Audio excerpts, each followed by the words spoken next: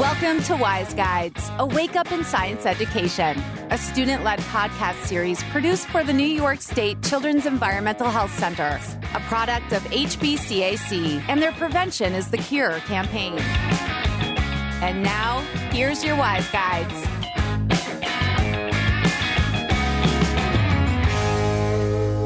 Hello, everyone. Welcome back to Wise Guides. It is it's not dreary. It is a little dreary. What's today? Monday? Sunday morning. Yep. The weekend is coming to an end. The long holiday break is coming to an end. No. It looks like it's about to rain outside, and I think that's why I'm so tired this morning. It's been snowing here for the past hour. Snowing? Yeah. Okay, I would trade places with you in a heartbeat. It looks like it's about to rain. I think it's raining near me throughout the rest of the day, though, so it's not going to last for too long. Yeah, not a huge fan of rain. I think some people know that by now. But Matt, how's New Year's Eve? How was New Year's? How was Christmas? How did everything go? Oh my God, it was fantastic, but it left too quickly. Same here. New Year's was fun. Christmas was a good time. Everything was everything was chill. Mm-hmm. You know, nothing crazy, but I'm kind of sad it's coming to an end because, I mean, I have to go to work and I hate that. It's not fun and I'm tired and morning shifts and closing shifts and God, I'm not excited. However, with the new year coming in, thank God 2020 was quite awful. I mean, I think you can agree with that. Yep. I'm very optimistic for 2021. Just everything aside, I just think it's going to be a good year. Whatever goes down, actually, no, that's not true. But, you know, it couldn't be worse than 2020. So Don't jinx it. That sounds like you're jinxing it. No, But I'm telling you, though, 2021 is going to be a great year. I can feel it. I really hope so. I mean, it can only go up from here. If we go lower from here, I don't know. Like, How low could it go? we have to reach a threshold eventually. Yeah. Anyways, so like I said, the new year is coming in. So not only is the political climate changing, but now we're stuck in a position where we're trying to save our earthly climate, and it is changing at a unequivocally rapid rate, and it is becoming unreversible. Mm-hmm. Actually, in my opinion, it is unreversible. I feel like for the past few years, we've been saying, like, oh, if we don't catch up with climate change, it will become irreversible. Like, Right. It has come to that point, I think. You know, you want to know something interesting? So on, like 2 days after Christmas or something like that, my family and I went to New York City, and we were walking around Union Square and Washington Square Park. Okay. And there's this building, you know where? Yep, I know exactly what you're talking about, where Yeah. it's like, Yeah, there's like a bunch of buildings surrounding Union Square, and this one building had a big electronic sign that pretty much was a countdown for when the world would fall apart, when Earth would fall apart due to climate change. And it predicted 7 years from now. I don't know how true that is, but I don't know. That was really interesting. I feel like isn't that terrifying? We literally have like a doomsday clock in New York City. Like, it could not get more cliche and movie-esque than that, but that's exactly what it is. It's literally a ticking time bomb before our Earth falls apart. And I know you said that like how like true that is, but when you really think about the extent, like, what is climate change? I feel like people are like, oh, like the Earth is warming up because of CO2 gases. Yes, that is what it is. But where are all these greenhouse gases coming from? It's not just car emissions. It's fast fashion. It's the fast food industry. It's the agricultural industry. It's everything. It's literally everything. And it's deforestation. And it's the fact that we're cutting down trees and we're not replanting trees and to absorb CO2 gases. Right. Which even then, trees are like our best friends. They do so much for us, but even then, like, there's not enough of them. And there's not enough adult trees, obviously, because we cut them down to help, like, with the repercussions of this. And, like, that's why it gets me, like, we're going to talk about a little bit later on, like, what you can do to become a better human being and just become educated.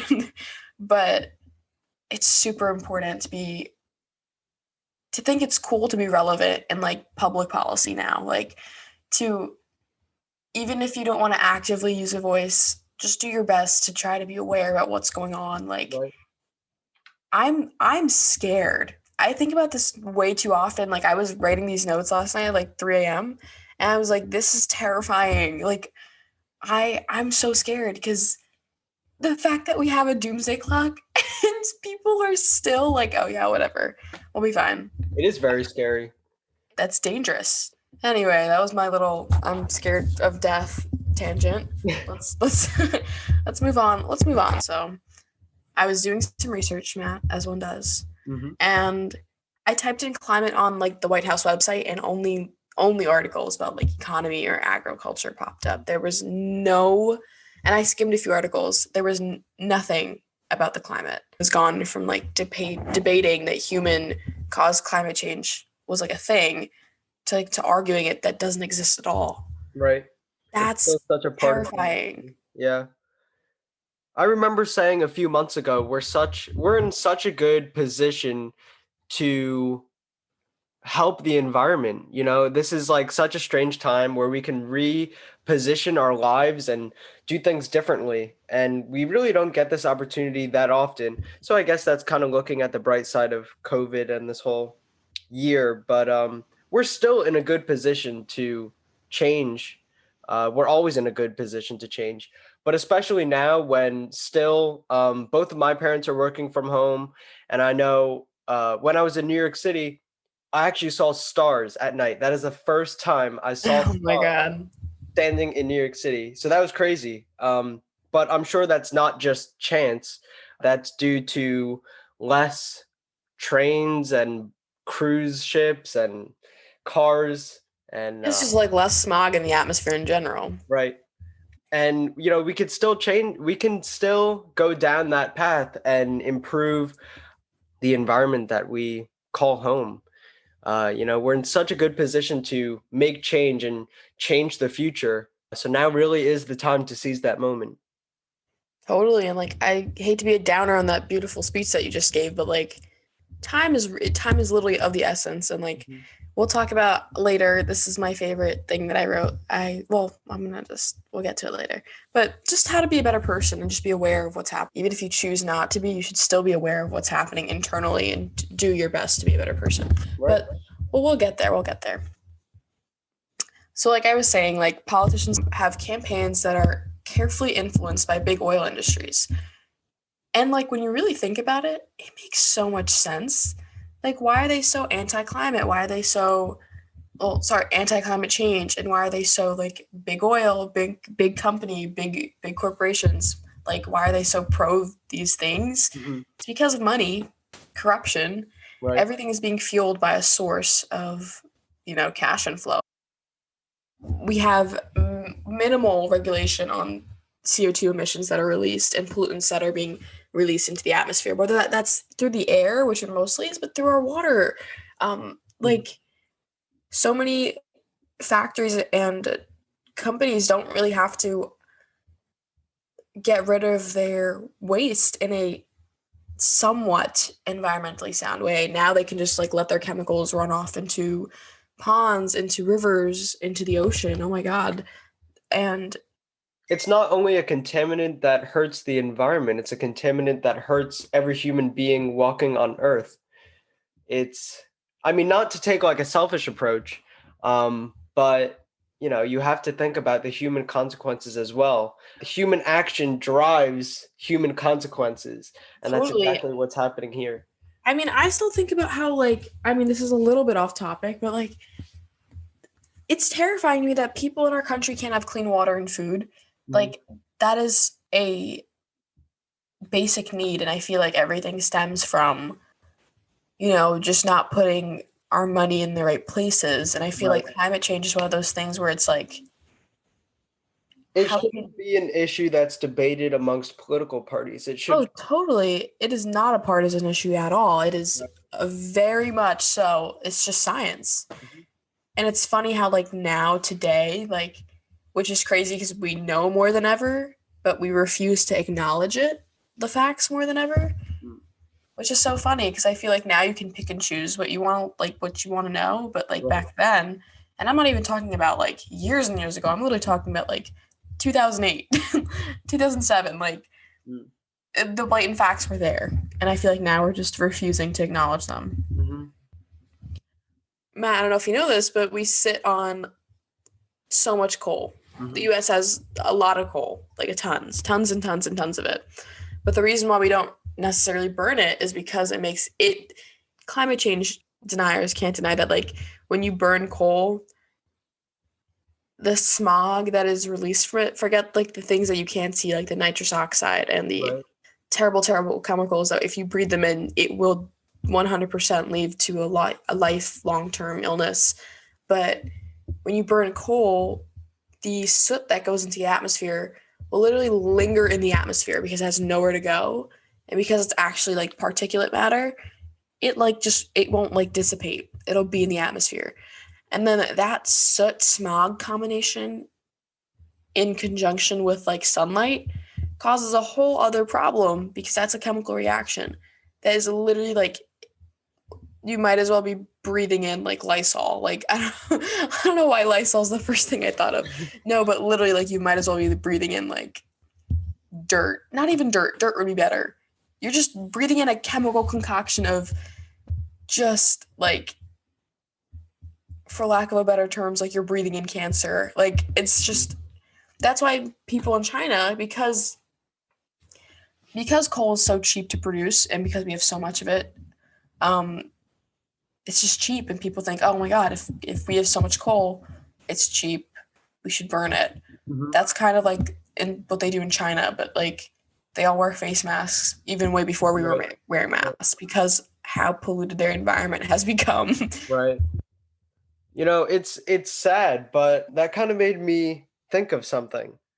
So at least we have some kind of support behind anti-smoking and anti-vaping.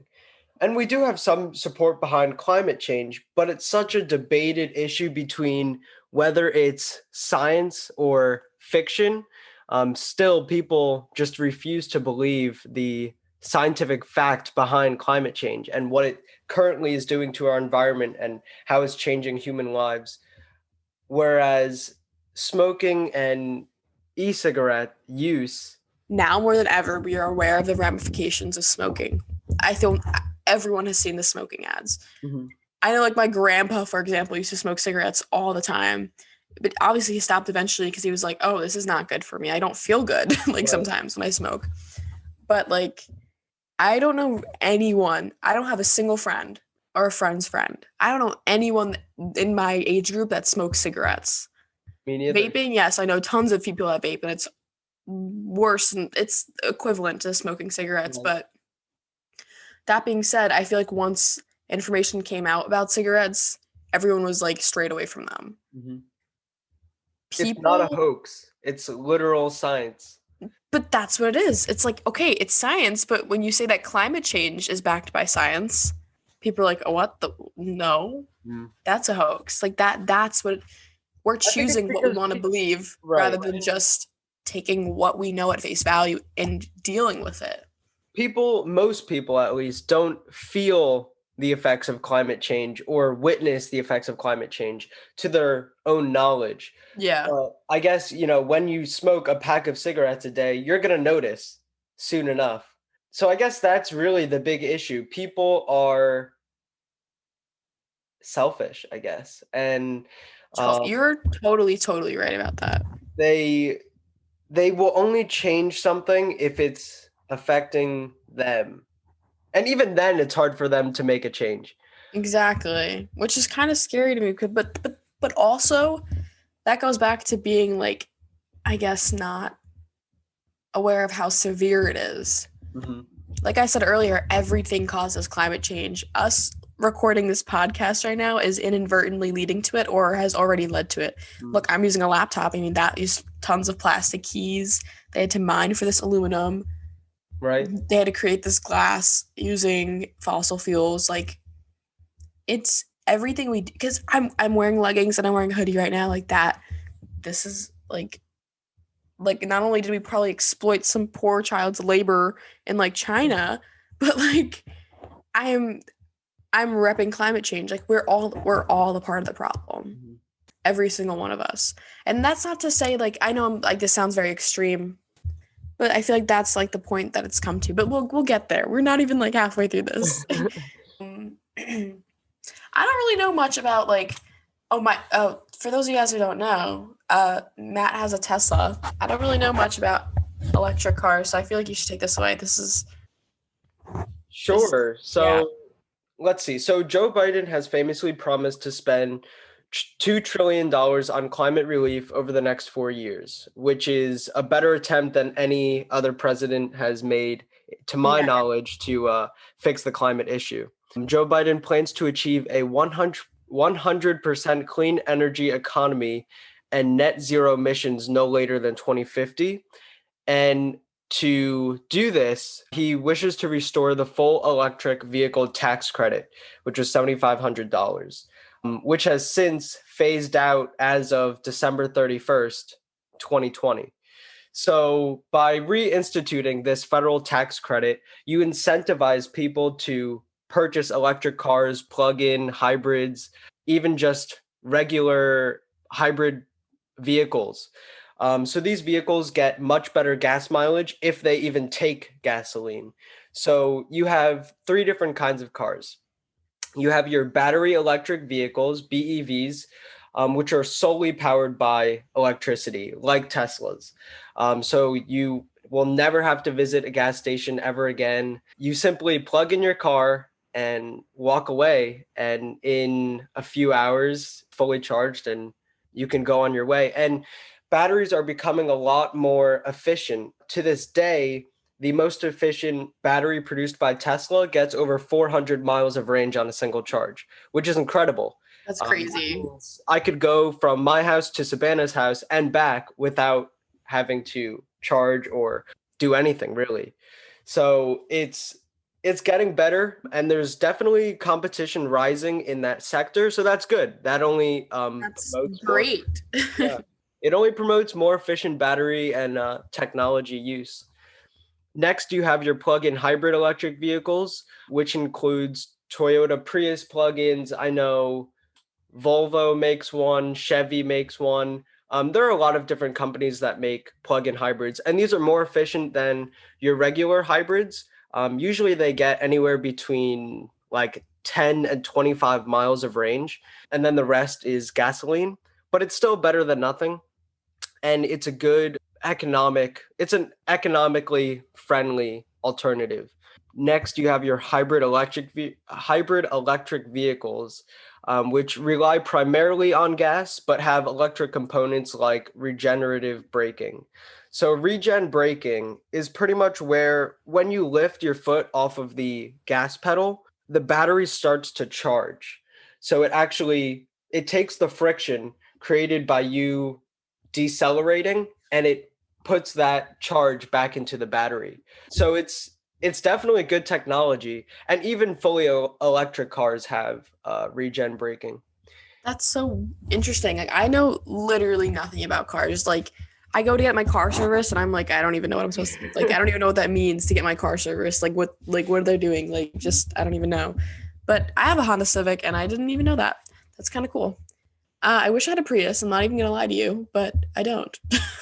Now they call regen braking like 1 foot driving, and it's pretty much like that. So in like a Tesla, for instance, when the traffic light suddenly turns red, you take your foot off of the accelerator and the car starts braking, but you're not actually using your brakes. Your brakes are not worn down from the regen braking. It's just the friction created puts that energy back into the battery. And sometimes you can even see, like if you're going down a steep hill, you can actually see miles being added to your battery's charge. It's crazy. That's so weird. Yeah. Yeah, it's really cool. You really never have to put your foot on the brake unless you're coming to a complete stop, like at a stop sign. But it will come to the point where maybe you will never have to put your foot on the brake ever again. Who knows? But that's where we're going. And I think cars are definitely evolving every single day to better the environment, which is good. To kind of segue from that, Pete Buttigieg, who Joe Biden has elected to be the Secretary of Transportation, has shared his hopes for the future of electric cars in late December 2021, which kind of goes back to what Matt said about how competition is rising, like randomly, which is awesome because the more competition there is, the more likely it is to shift the consumer market. I mean, like, that's how it usually works. Like, you know, I even for the most like basic comparison, like buying like Cinnamon Toast Crunch and then buying like cinnamon squares, like that's competition. So on December 21st, Pete tweeted, "To meet the climate crisis, we must put millions of new electric vehicles on America's roads. It's time to build public charging infrastructure powered by clean energy and make it available in all parts of this country."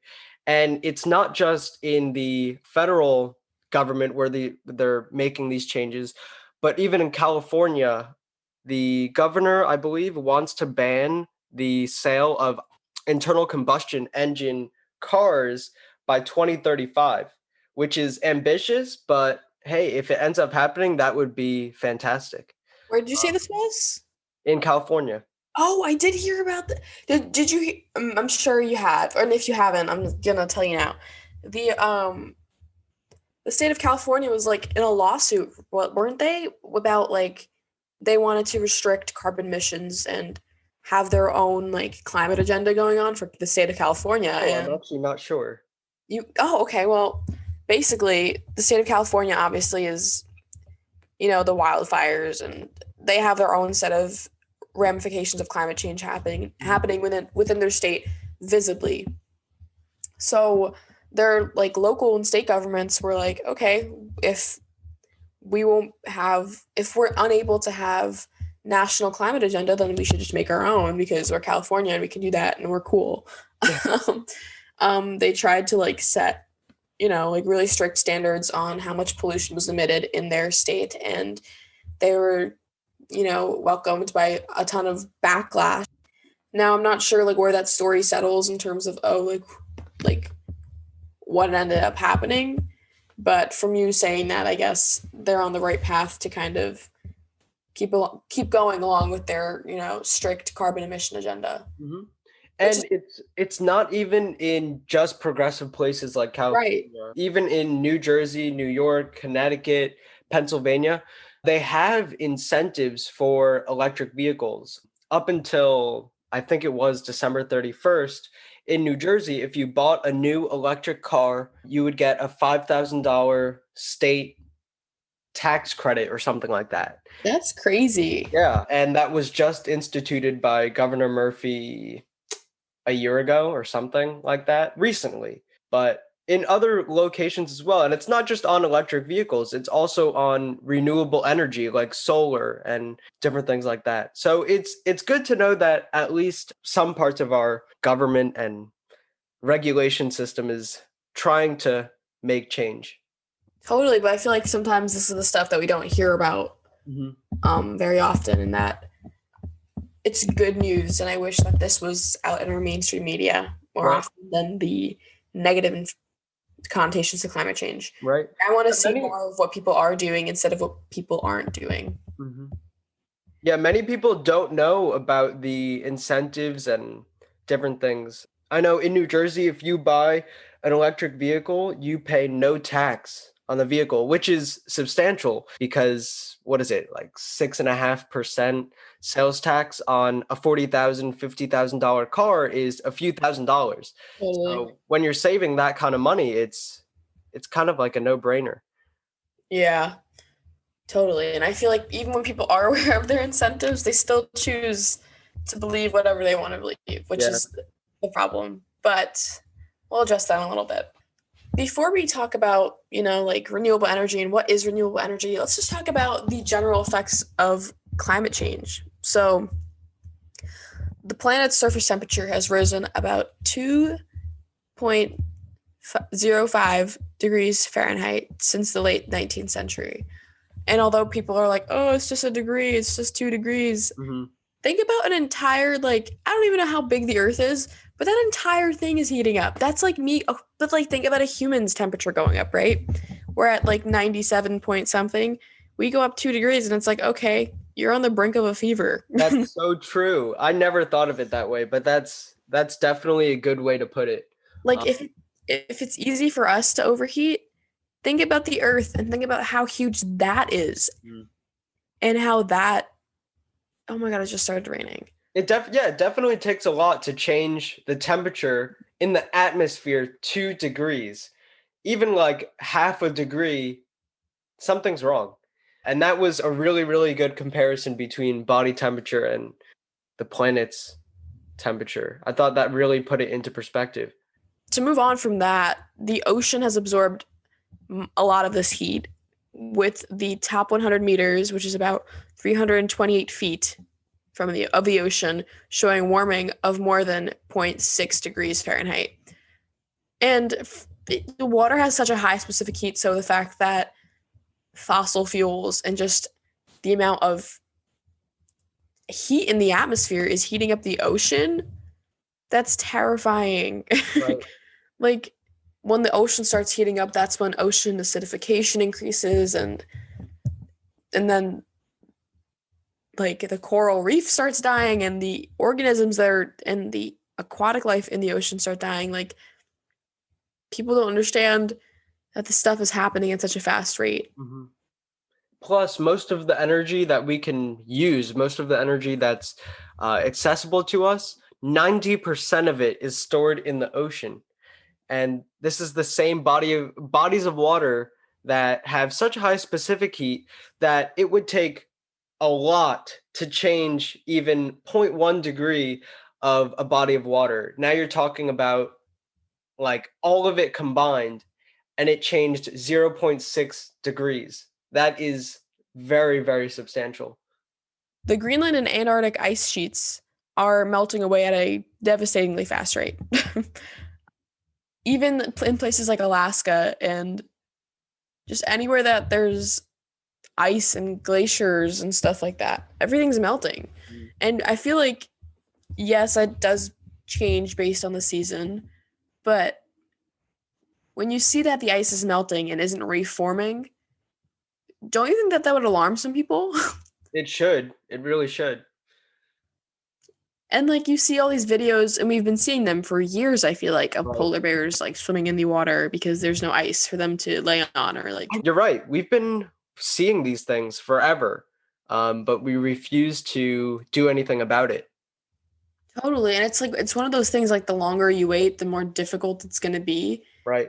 It's starting to seem like the more we wait, the more impossible it's going to be. Like, the whole way to like tackle a problem is to slowly chip away at it. But I feel like at this point we're just like, at this point it feels like, okay, dive in like head first, or don't do anything at all, which is not a great way to look at it. Yeah.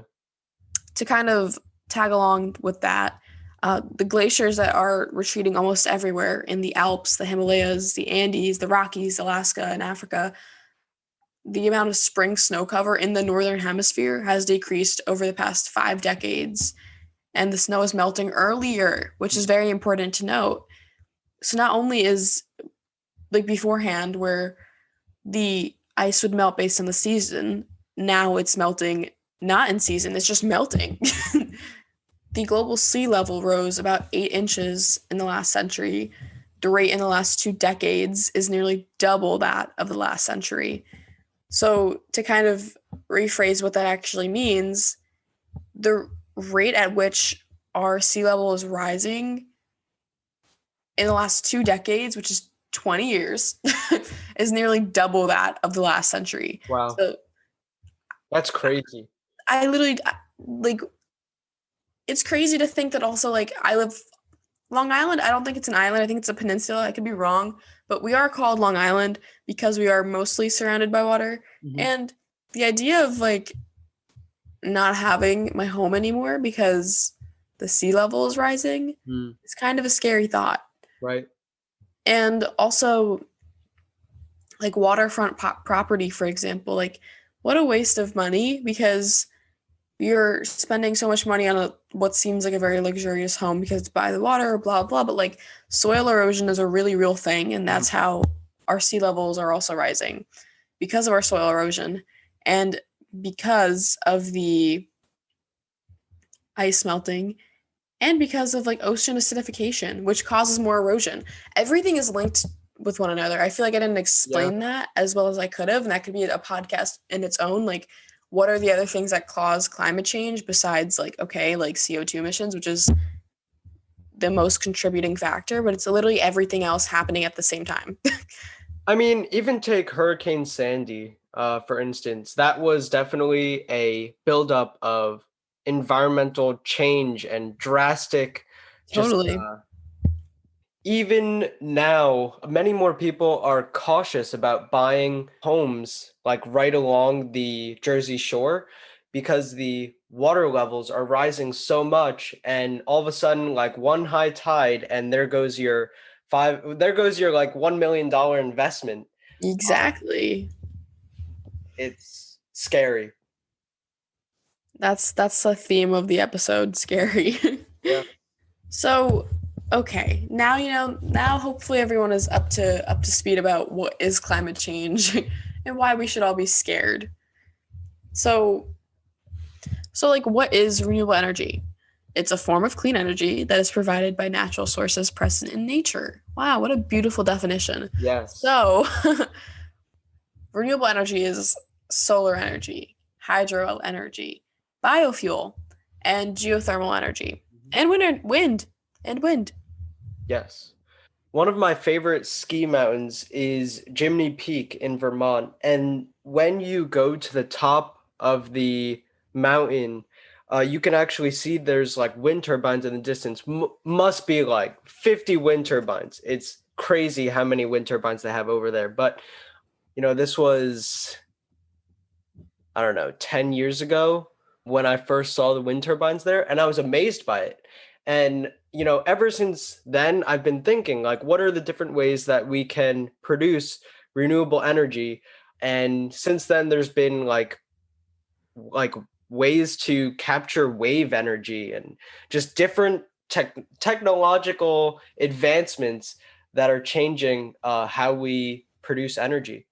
Totally. And I feel like I want a wind turbine in like my backyard. Like, I think they're so pretty. Mm-hmm. I remember once for like my AP Lang exam, it was like, which I don't know if you like, I don't know for anyone listening, but like, it's a brutal exam. You have 3 essays back to back, 4 essays actually, I forget. And one of them is like, argumentative. So like you pick a side. Okay.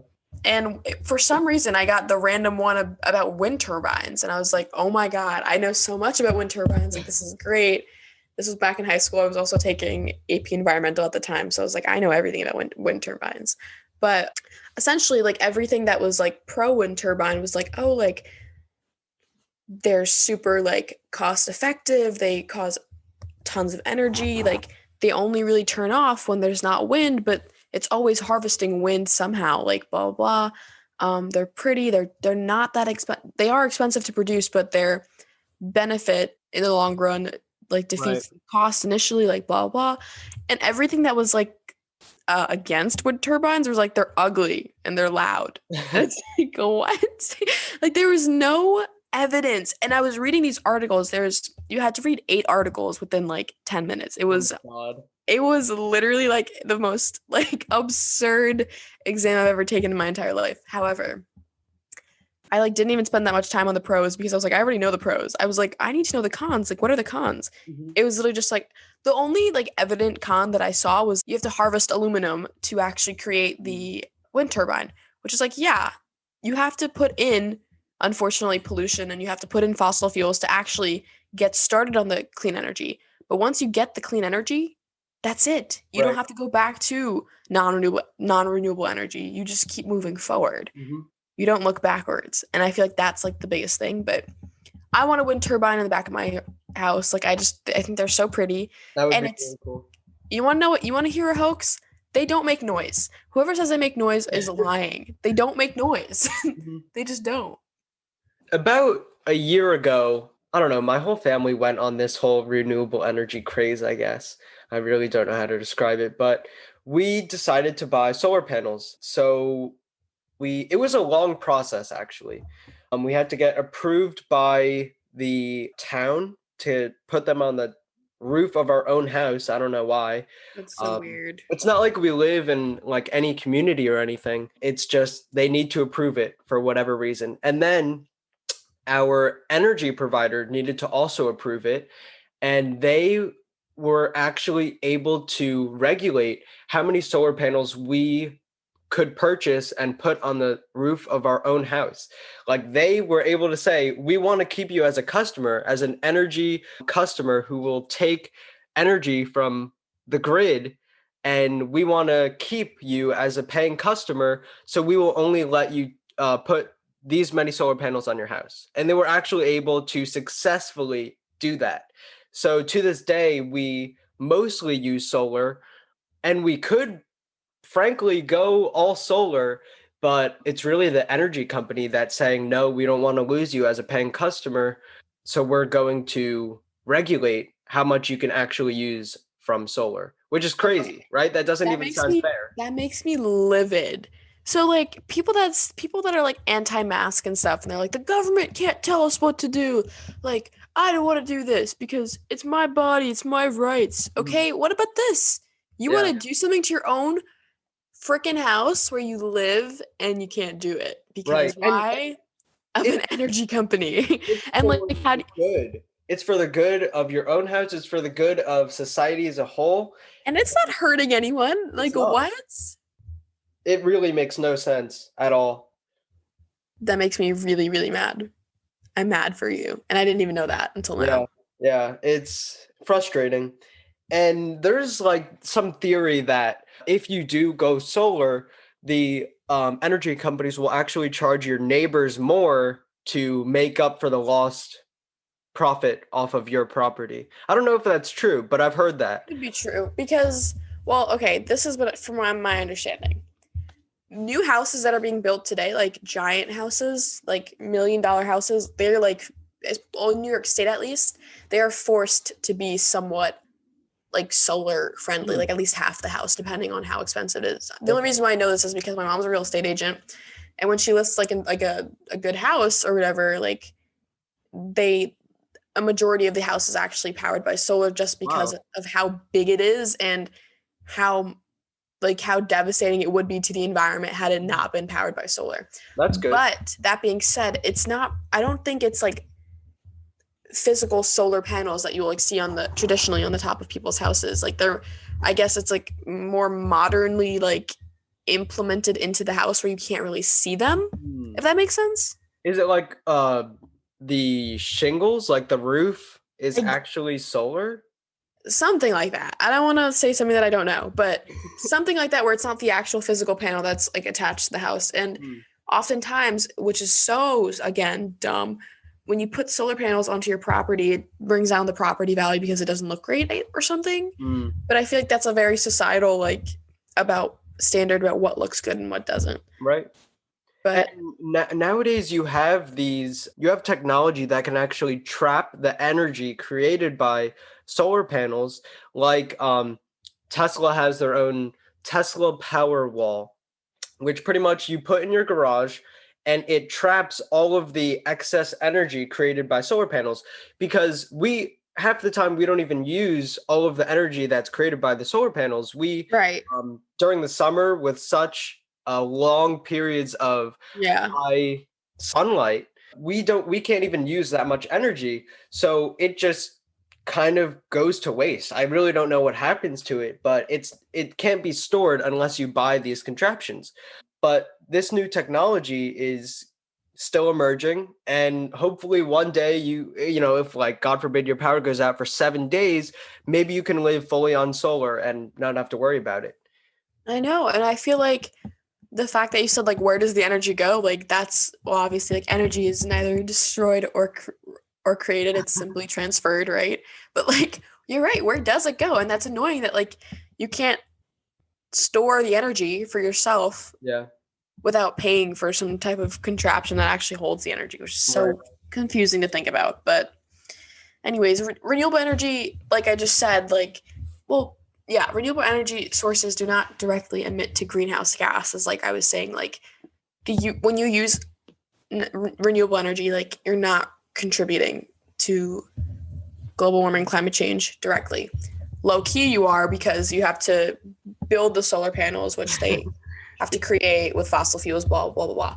But once you're done with that step, moving forward, which is what we need to do, you're not creating any pollution. Right. Which is crazy. Yeah. Yeah, go ahead. What were you going to say? That was it. Okay. So kind of going back to the whole political climate that's changing, what exactly is Biden's plan? I had to do I had to write an essay when the presidential debates and stuff are going on. I had to listen to those debates and watch them more than once and, and extract each person's policy plan on economy, immigration, and topics like RBG and like stuff like that.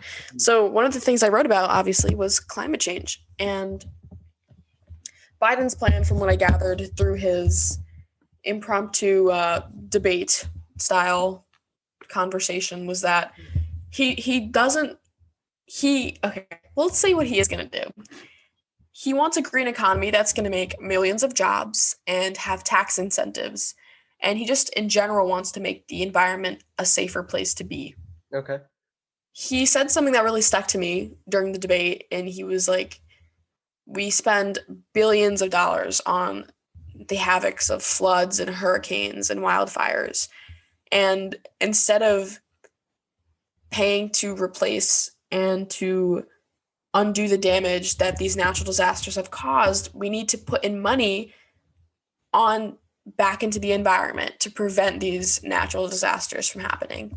And I feel like that is way better than saying we just need to combat climate change. We need to, cut down on emissions. Like the fact that he made the connection that climate change leads to natural disasters and that we need to spend money preventing the natural disasters from happening, that speaks volumes to me. Right. That shows me that he has an understanding of actually what climate change is, instead of just saying climate change is bad. Mm-hmm. Global warming is bad. We need to help fix it, like blah, blah. Like he made the connection, which is, it says that, to me at least, it tells me that, okay, change is actually coming, that we can actually maybe do something about this. I'm very, very hopeful. One thing I did not fail to note was that fracking won't be banned. And Matt, do you know what hydrofracking is? I know what fracking is, but I don't know that much about it. Okay. I don't know if there's a difference between fracking and hydrofracking. I'm pretty sure they're the same thing. I'm almost positive. But basically, it's when you drill into the center of the earth and extract oil. Or gas, rather. But what happens is you drill, I think it's like I don't know how many miles, a bunch of miles down into the earth, and you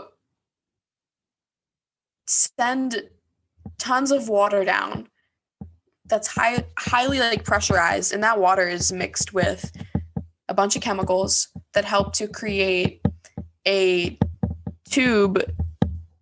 I don't know how to explain it. That's weird.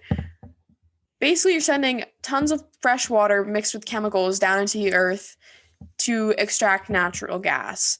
And in doing so, you are getting natural gas, which is burned for whatever and fossil fuels and blah, blah.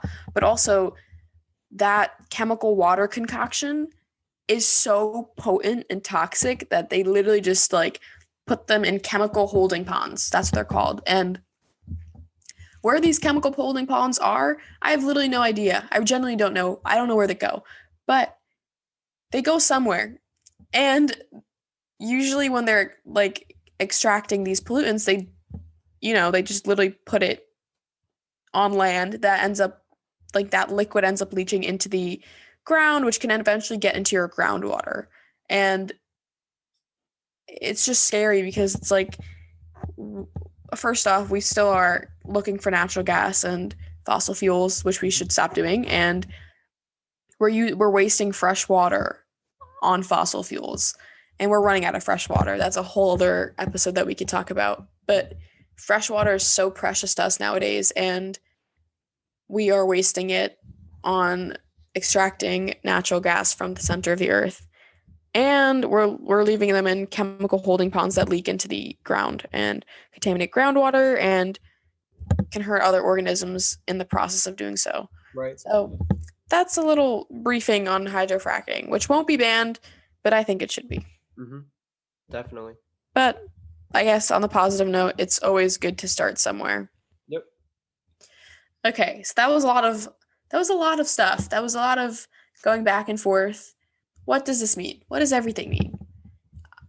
Like I said, it's a step in the right direction, but there's a lot more that needs to be done. And I feel like everyone's always like, okay, but like, what do I do about it? Like, this is just like policy and blah, blah, blah, blah. Like, what can I do about it? First off, people shape policy. The consumer market can shift the way products are created and from the shelves. It's up to us, really, to be the driving force of legislation. But on a more personal level, things that you can do on a daily basis is, number one, be hyper aware of everything that you're doing to contribute to climate change. Understand the ramifications of using a plastic fork. Just be better. And when I say by using a plastic fork, I literally mean by using a plastic fork. Like, why?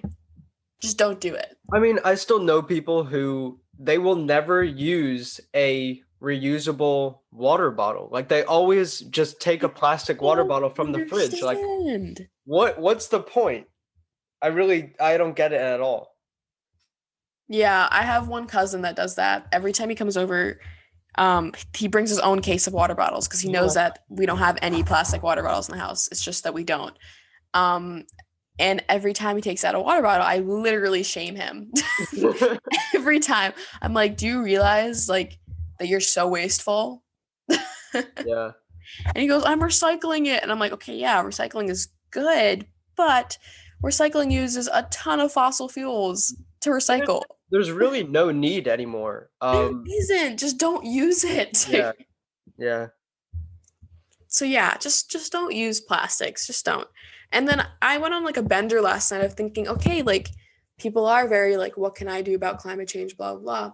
The number one thing is to not be wasteful and to use everything you have to its like fullest capacity and extent. Right. Yep. So I found like this website, there's tons of them apparently, not tons. There's a select few that have like tree-free toilet paper. So they're made from like bamboo and stuff.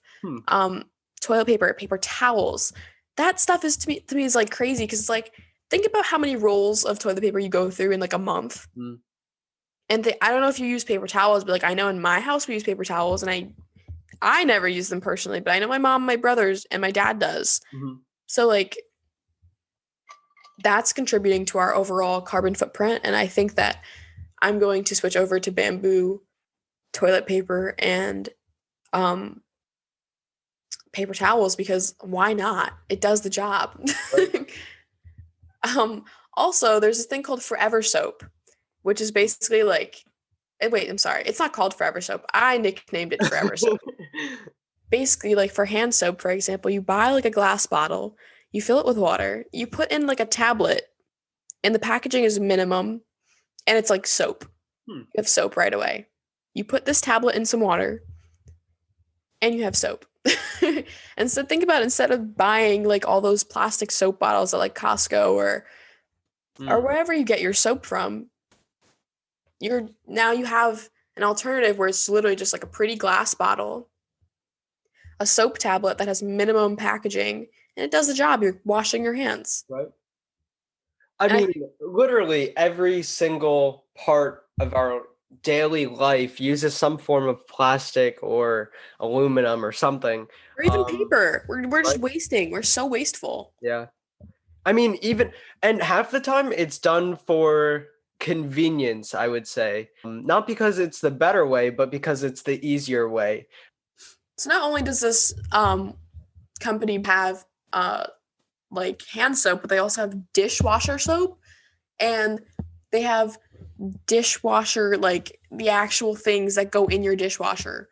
Does that make sense? Like the pods. So not only do they have like heavy duty soap that will, if you're hand washing dishes, they have like real dishwasher soap that you put in your dishwasher and it cleans your dishes. And they have washing machine tablets, which is so cool.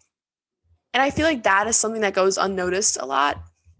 Yeah. That we use so much plastic and it's become so normalized. We don't even realize that when you're doing your laundry, you're using plastic too. Imagine cutting out on the material that you're using by just throwing in a tablet in your washing machine and your clothes are clean. That's crazy to me. That is. They also have like all-purpose cleaners and like stuff to to sanitize your house, and they're all natural and they're all like paraben free, they're all phthalate free, they're all triclosan free. Like I saw these words and I'm like, I was so like blown away by the fact that I did not know about this. And I feel like that's a failing on my own part. Like I should do my research better. But now that I know, I'm like not even kidding, Matt. Like my house is about to be purged of everything it was purged of before. Like I feel like Matt, you probably know this, and anyone who's listening, if you know me personally, like once I know something, I will be on a sabbatical to try to do everything I can to prevent my own carbon footprint from getting bigger. So That's great. We should all be that way. Yeah, and like yes, you can think, okay, well, like this toilet paper is 10 cents more expensive than you would be at the store. Okay, cool. It's an investment. Yeah. Not only an investment for yourself, you're probably wiping your tushy with something way better for the environment and for you probably. Toilet paper is usually bleached, right? Isn't that like not good? Yeah. Anyways, to move on from that, we've mentioned this in a past episode too. I think it was like our personal care product one, but use an eco-friendly like shampoo and use soap bars instead of using the plastic packaged ones. Yes. The more and more I think about it, the more and more I'm turned off by like shampoo and body wash plastic bottles. They make literally no sense to me. Like I want a shampoo bar. That seems so fun and it's eco-friendly and it's like trendy. That's and they come in like tons of like natural scents and they're pretty. They have like real flowers in them and stuff and like they smell good and all the reviews are good too. So that's another thing I want to try. Oh my God, this is my favorite one. Go thrifting. Stand against fast fashion. Fast fashion is literally in my opinion, yes, it's like cars and gas powered things and stuff, but like fast fashion is literally like, to me, is one of the most pertinent things that are contributing to climate change because Matt, I don't know about you, but like every girl my age is like all about like all these companies make money off of terribly derived materials. So mostly things are made out of like plastic or nylon and they create cheap clothes. Like I could buy a top for like $3 and it looks like something that you could get at like a more accredited store, but for a way cheaper and way less quality, and you'll probably throw it out after wearing it like 3 times because it doesn't fit anymore, it shrinks, it rips, whatever the case may be. The way these products are produced is insane.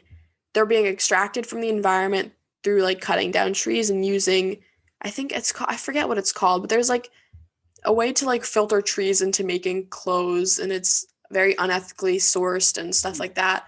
And these companies profit off of like exploiting labor and like just like tons of like just bad stuff. And then you're not only buying these clothes for cheap that are being produced in an unethical way, but then you're throwing them out because just like fast fashion says, once it gets out of trend, you're not going to wear it anymore. And because it's so cheap and invaluable to you, you're just going to throw it out. Wow. And then you go through this every season. I was like this for a while. I'm not even gonna lie. Throughout like high school and middle school, the amount of clothes I would be buying and the amount of clothes I'd be throwing out, I'm embarrassed to say how much. And if that's just me, somebody who is environmentally like conscious, yeah, I can't even imagine people that don't even know anything just being very, very wasteful and selfish in terms of what they're buying and what they're throwing out. So I think that like thrifting and just buying clothes that are of better quality will not only be better for you, but will be better for the earth in the long run. Yeah, of course. All right, so the next thing we have is to eat leaner meats or just eat less meat. And this is a really, really interesting one, because there's new food coming out all the time, plant-based food. The other day I tried an Impossible Burger and it is fantastic. It tastes exactly like a regular burger. You really That's cannot so weird to me. you cannot tell the difference, and it tastes good. I mean, and for me too, it's like I never was really like a meat eater person growing up anyways, so like to me it's just normally part of my diet. Like I just don't eat that much meat. And that to me, like the fact that that is helping the environment makes me feel so much better about myself too. Like you're already doing something that is, and like this is ingrained into my life. Like I never really eat red meat, like ever actually. Like I just don't like it. But for those of people that do, like that's okay, but just choose to eat less of it. Right.